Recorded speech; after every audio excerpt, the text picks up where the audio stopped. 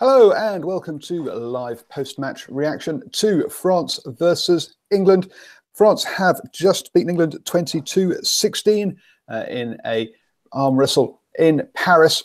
Not the most flowing rugby from either side, to be honest, but they did the job in the end. Hi, I'm Paul, the guy behind DrivingMaul, a podcast, YouTube channel, website and Twitter account, bringing you the best in rugby predictions and opinion. And joining me this week with a West Country accent is none other than Russ from the Maul Over podcast. How are you doing, sir? Good evening, Paul. I've been better, in fairness. I was pretty aggravated after the Scottish game, and now I'm, downright desolate. Oh dear! And for those of you watching, sorry, I made him take off his England jumper because it was rustling on the mic, but it would otherwise have been nicely attired before that in his Canterbury stash, but not now. Anyway, this was a game. I think it was a lot of errors in there, and the first half, neither side really got flowing. There was a lot of penalties. Neither side seemed to put together any kind of phases at all, really. It was quite frankly poor first half. Both sides were feeling each other out. France defending perfectly for my mind, but England showing no imagination in attack. And if you're just going to have one out runners, eventually you're going to get isolated and get turned over, which is what actually happened. And, I tweeted out France were defending very, very well, which they were.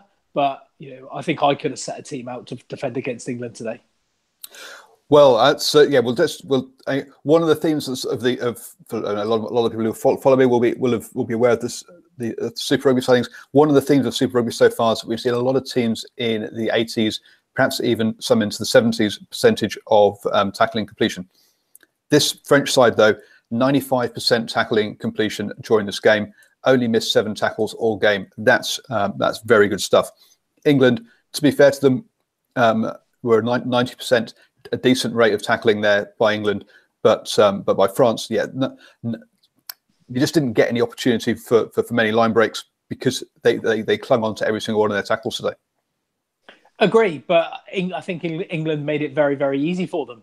England were running at players instead of running at gaps. They didn't have any dummy runners. They didn't have any angles. They didn't even have any pace. They were running so from a static position, and which made it incredibly easy for France to defend them. Yeah, I was going to run through what happened in the game, but let's talk about that first. England were very static. I thought Danny Kerr was slow getting the ball away from the rucks today as well. And if everyone's running from a standing start, you've not got the momentum to get front football. And if you don't get that front football, you're not going to disrupt a well-organised defence like this. I haven't seen any stats, but I would be surprised if England broke the gain line more than a couple of times in the entire of the first half. They did not threaten it whatsoever because the static runners were being stopped at source, and there was no imagination. And I just France played a very, very clever game in the first half. They were allowing England to have the ball when it was early phases, first, second, third, even fourth phase to a certain extent. But as soon as they sniffed that somebody was going to get isolated, they were in, they were over it, and they turned it over. Because they saw what happened last time against Scotland, and they allowed England almost to gas themselves out and become isolated. Yep, and there were only two. France 2 clean breaks, England none in that first half.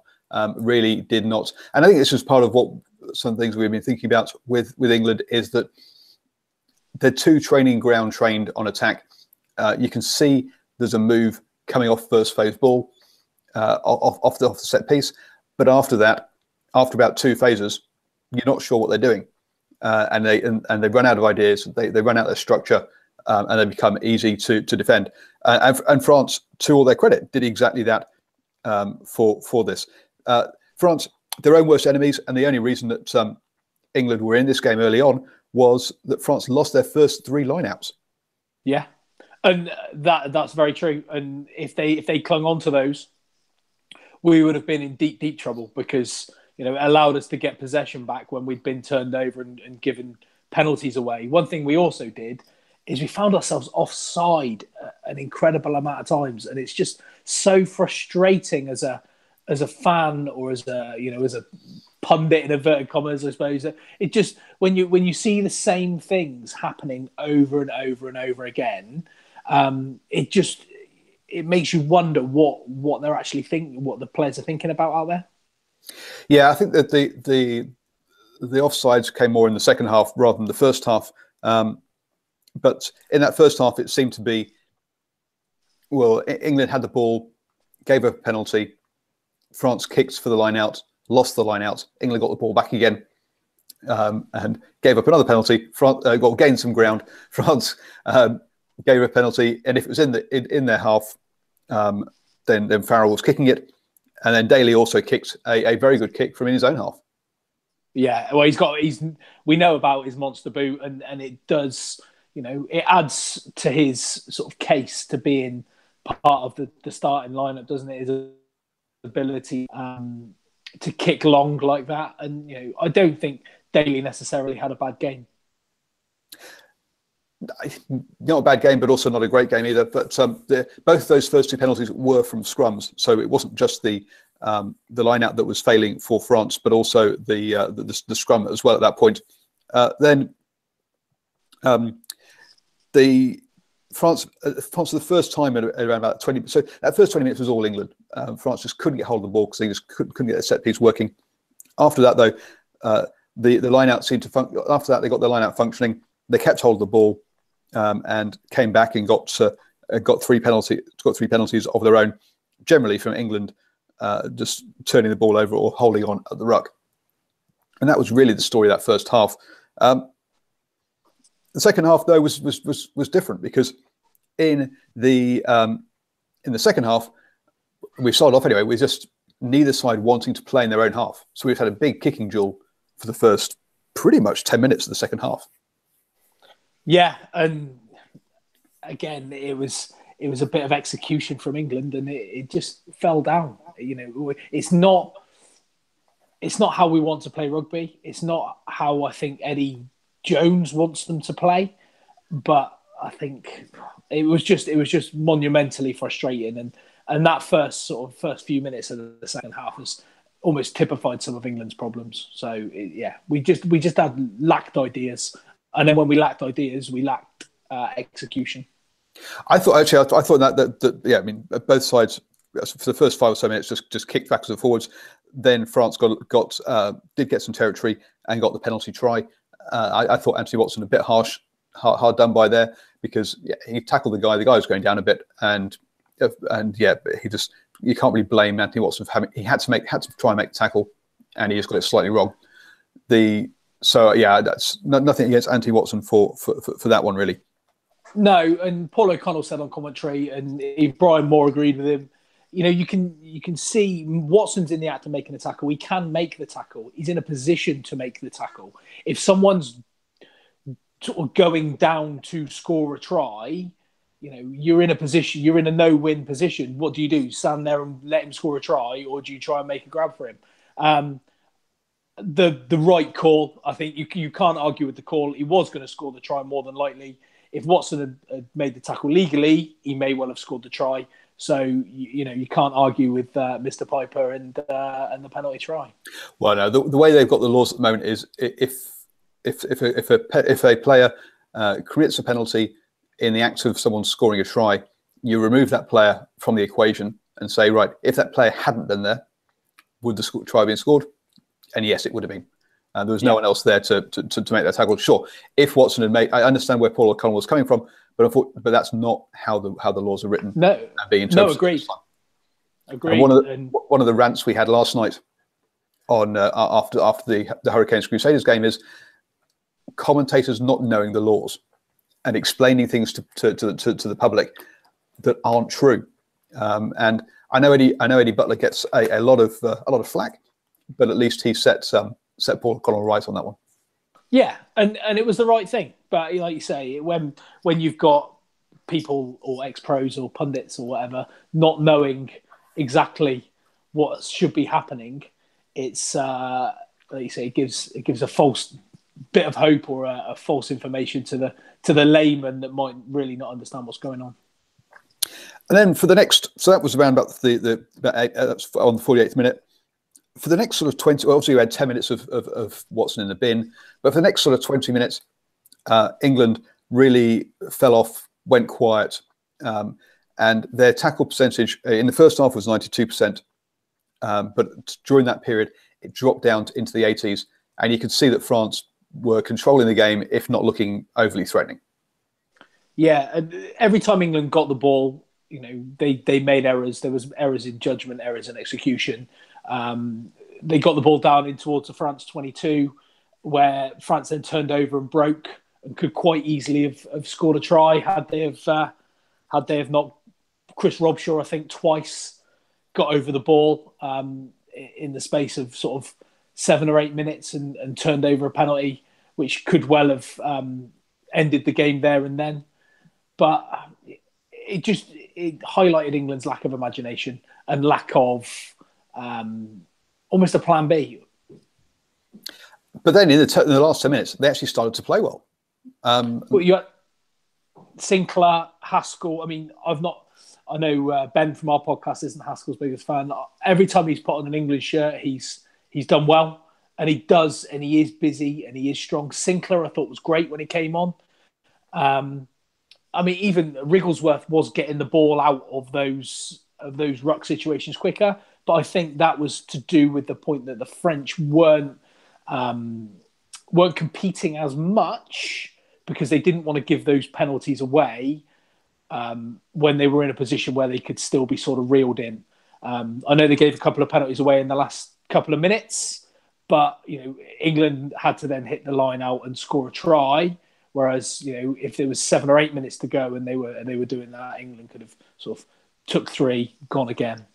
I think there are 2 things. One of the players who came on and showed energy and added to it. So you Sinclair, Luke Cowan-Dickie, sure he knocked on at the end there, but he was energetic and was getting through work.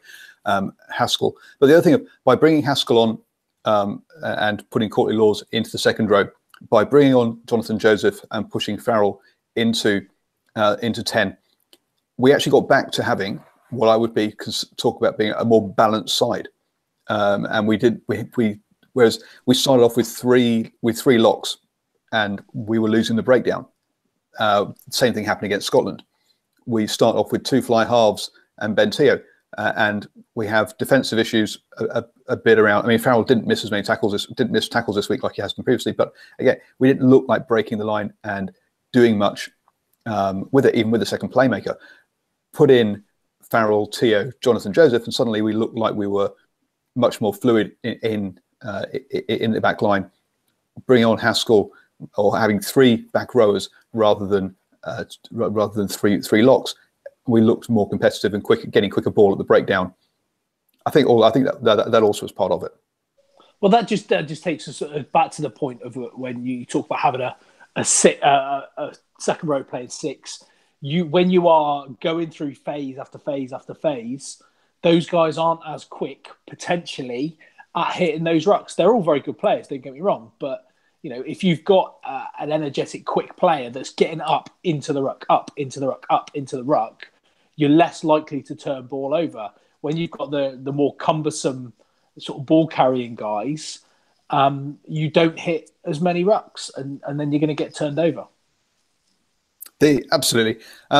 Couple of comments, a dark place goes there. Breakdown and liability for England again. Yep, exactly. You can't win a World Cup with that back row. You can't win a Six Nations with that back row. Never mind a World Cup. To be fair to Jones, injuries have limited his options here. Well, I'm not so sure about that. But we will see if he's waiting for, I've gone blank, Brad Shields from the Hurricanes moving to Wasps. Will he be on the tour to South Africa straight away in a similar way that Piers Francis was picked straight away when he moved to Saints? Maybe he's waiting for a player, but we don't be waiting for players. We want to be picking games, picking players now to win games. England's got the depth that we don't need to play 3 locks if we don't want to. Agree, and I think that There are some quality sevens out there at the moment playing some very good rugby. There's two at Wasps. Guy Thompson and Jack Willis have both been playing excellent for Wasps. And I think we need to start really looking towards a specialist seven, playing at seven. Chris Robshaw has been the only real positive for England in these last two defeats. But he is doing it as a six. He can do that same job as a six if you got a mobile seven. Yeah, and he was playing. He has been playing well. I mean, one of Haskell's points when we were talking about the unbalanced back row back on the Australia tour 2 years ago was he said, look, me as a seven, it's not necessarily what the seven does. It's about the balance of the three of us across the back row. Putting Underhill, who unfortunately is injured, would have been whether you put a 6 or a 7 on his back doesn't really matter. I think having that second person to work with Robshaw at the breakdown, whether it's a Haskell clearing out or whether it's someone who gets over the ball more, I don't really mind. But just we need more work at that breakdown, personally. 100%. And it's just getting to that breakdown and the ability to hit repeated multiple breakdowns over and over and over again, which is what a seven does. He just gets up and he runs and he gets there and he gets there. We've lacked that because we've only had Robshaw pretty much hitting every ruck. Yeah, to be fair, obviously, Billy Vannapola's been missing for this whole one. We've lost Underhill. Sam Simmons has been in and out, and Hughes has been in and out as well. So there has been injuries in the back row there, but still, England have got enough players that we shouldn't be talking about. Or that injuries shouldn't be the issue for getting the right balance in the side. Other players have played well. I was concerned about Farrell being captain because here we have a player who is one of these notorious guys who likes training, who likes to practice his kicks, and then to add the extra time of all the press conferences on top of that, I thought you were taking up time away from him at game weekend that he needs to prepare and to get his mind right. But I was wrong. He handled himself fine during that game. His kicking was spot on, 100% at posts. His kicking towards the corner was fantastic, and he handled being captain very well. He's a world class player, and there's no real arguments about that. I now like to see him given a bit of an extended run in the 10 shirt. Might be slightly controversially. The whole forward Farrell axis has worked brilliantly for England over the last sort of 26 games or so. In the last two games, again, with a pack that's slightly struggling to retain their own ball and even go forward, I think maybe we need to go back to a little bit of basics, have a big guy, the TO type at 12, distributor at 10. And Farrell is a class act, and I had no doubts.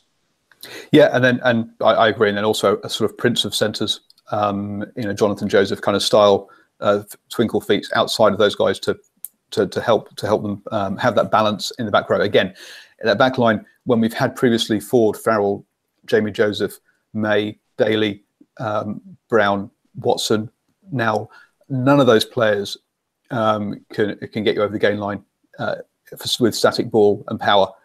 Tio's the only one really, and he is a 12. He's not a 13 for my mind. So that's just a hangover from the Lions, isn't it? That's well, I don't know about that, but I would say that the Ford Farrell thing hasn't really worked since. Well, it worked up until the Lions, and it hasn't worked since then. Mainly in November because players were too tired, but now perhaps because it's been found out, and as you say, the pack isn't as go forward as it was. So we've talked about sort of the England players that have played well in basically those two, which was Farrell and Robshaw are the main two. What about French players that impressed you today?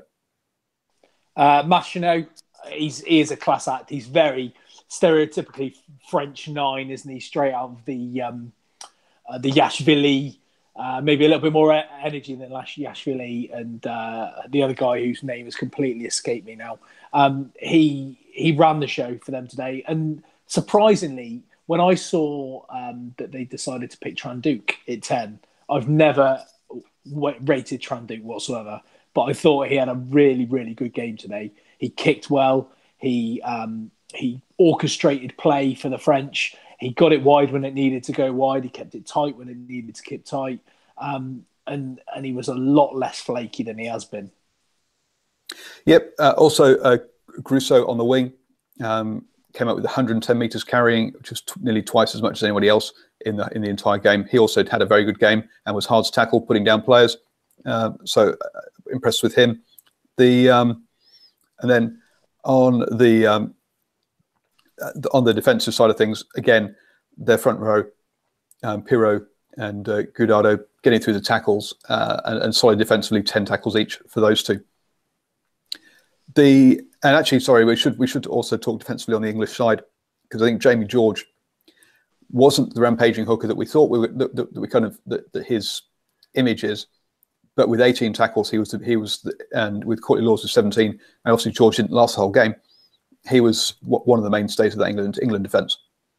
He got through an immense amount of work, and you can't, in an England team that didn't really show much with regards to going forward with ball in hand.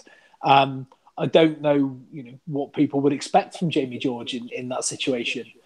He, like you say, he made his tackles. He carried when he was there to carry. He hit his lineouts. England's scrum was decent. So yeah, I mean, for me, I don't see a massive issue with Jamie George at all. I wasn't saying issue. I'm just saying he wasn't. He didn't stand out in the way as the way we perhaps expect. But he did a lot of. He got through a lot of work and had a good game. But just perhaps a quieter game than because he didn't make that 40-meter run that we know he can. Do you think that then is to do slightly with the starters and finishers type thing? You can look like you are making you are making that 40-yard run against a tired defence potentially, or some tired players when you're fresh. You just look at Sinclair and Haskell, for instance. He's not had many starts for England. I know when he's playing for Saracens, he tends to start more, but I think the level that he's playing at there is a lot different to Six Nations in the Parc de France or whatever. Absolutely. There's an element of that. I think there's also an element of England just didn't get any front football. And if you're not going to get front football, you're not making breaks. Nobody made big breaks until that last 10 minutes for England. So from that point of view, I think there's it's not so much starting and finishing. It's more how the style of play and how England just weren't getting any front football and any breaks. But yeah. But really, I guess we should. And Luke Cowan-Dickey is someone that I've had a disagreement with Ben from your podcast on. When Luke Cowan-Dickey played got his last England cap at Twickenham, his arrows were appalling, and I, from my point of view, I think that was nerves or excitement, adrenaline taking over. Today, okay, he missed that long one, and Paul O'Connell quite rightly said, why are you throwing to the back of the line out 5 meters out with time up? You shouldn't be even trying to do that. But that was the only one. But otherwise, apart from that, his line out was pretty good today. Yeah, that wouldn't even be his call necessarily, would it? So he's just acting on the instructions that he's being presented with. So yeah, I mean, without any sort of extra bias, he's been exceptional this season since he came back from injury. His work around the park and his physicality. He's another one that gets over the ball. He's another one who likes to carry. He likes to get involved. He likes to be really in the thick of the action. And yeah, I mean, an on form and firing Luke Cowan-Dickey is good news for England. Absolutely. A couple of comments from the chat. Maybe France not so poor as many of us think. Very unlucky against Ireland and away against Scotland. Every team seems to lose these days. So I think for me, the big question marks about France coming into this Six Nations was the fact they had a new coach, and he didn't have any permanent assistant coaches, and it was a brand new team. It wasn't thinking that France was poor; it was thinking that France were rebuilding and starting from scratch. But they seem to have got their game plan together very quickly considering the sort of that amount of change that's been going on. Oh, I mean, you think about it. France were in relative disarray coming into the tournament, weren't they? They were all over the place with the firing of the coach, and it was all just very, very messy. They've got better as the tournament's gone on. Yes, they were unlucky against Ireland, but Ireland gave a masterclass in how to grind out a victory and how to shut down a game of rugby. Against the Scots, it was two, I say poor sides, but it was very sort of ebb and flow against Scotland in a tight game where France's, I think, fitness to a certain extent let them down a little bit, but they have improved. But I said it after the game, the last round of games, Bastrineau is making an incredible amount of difference in that 12 channel. Not just what everyone thought, Bastrineau, give it to Bastrineau, and he's 20 odd stone to rumble up the middle. He can do that, but he's so much more than that. And what he offers in defence is massive.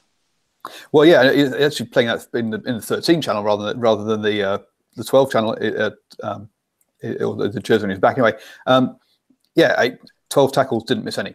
The amount of times he was over the ball and creating turnovers or getting penalties, well, actually mainly getting penalties. We don't actually see the ball actually turned over very often nowadays.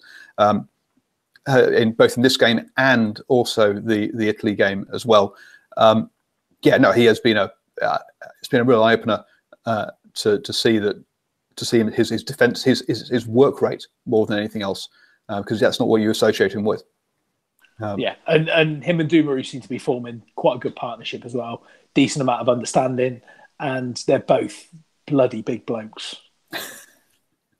Yes, so you have to run around them, not through them. And actually, the wingers did a very good job of folding in, meaning that the only way you're going to get round the French defence was if you threw a missed pass over the top, at which point it's floated, it's slow, and they can clean up as well. So it's going to be a matter of, can someone figure out how to get round get past that winger who comes in and cuts off the last two players, because they were doing that an awful lot today. I think. Yeah, and they did it well. Yep, absolutely. Dusty Pink says, and Ireland is the new number 2 in the world rankings poll. Well, we'll see that when it comes out on Monday. I've not looked at the calculations yet, but we'll see. Ireland have been playing well. I've not seen the Ireland game yet. I'll catch up on that one. Ireland. Congratulations to Ireland for winning the Six Nations. And obviously, next up they come to Twickenham, and on current form, you've got to say that England probably, Ireland going to be favourites going into that game. Oh, very much so. And if England play like the way they've played in the last 2 games, Ireland will wipe the floor with them. Yep. And any final points? I think I've run through everything that's on my my list of match notes.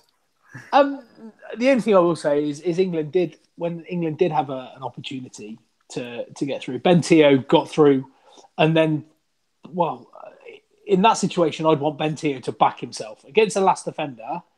You'd want him to back himself, and it almost felt like there was a bit of a confidence issue there for Teo, throwing the big wide pass instead of keeping hold of it and trying to run over the fullback, and that would be my only point, which was, I think England have taken a real confidence hit, and how they bounce back from this could be cause for concern if they don't bounce back in the right way.